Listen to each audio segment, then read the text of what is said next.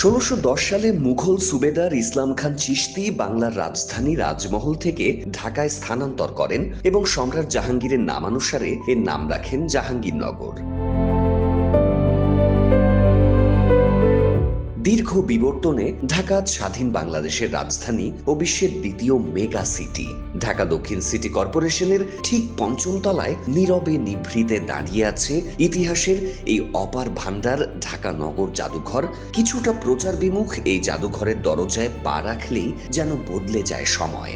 জাদুঘরের প্রদর্শনী কক্ষে পা রাখতেই চোখের সামনে ভেসে ওঠে পুরনো ঢাকার নানা ঐতিহাসিক স্মারক। এখানে সংরক্ষিত রয়েছে সেকালের আদিম মুদ্রণ যন্ত্র, বিশেষ পানির পাত্র মূসক এবং অর্ধেক সোনা ও অর্ধেক রূপার নিখুঁত সংমিশ্রণে তৈরি দুর্লভ টারজালি অলংকার। রয়েছে পুরনো দিনের শাঁখের করাত ও ঐতিহ্যবাহী শাঁখা শিল্পের নানা নিদর্শন।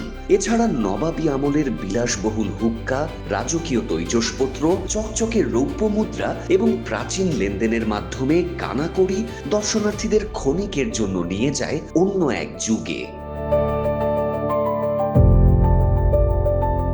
প্রচার বিমুখ ঢাকা নগর জাদুঘর শুধু দর্শনার্থী সংকট নয়, অবহেলায় ঢাকা সমৃদ্ধ ইতিহাসের অনেক কিছুই স্থান পায়নি এই সংগ্রহশালায়। মাত্র 2 টাকা টিকিটে দর্শনার্থীরা এই জাদুঘর দেখতে পারেন।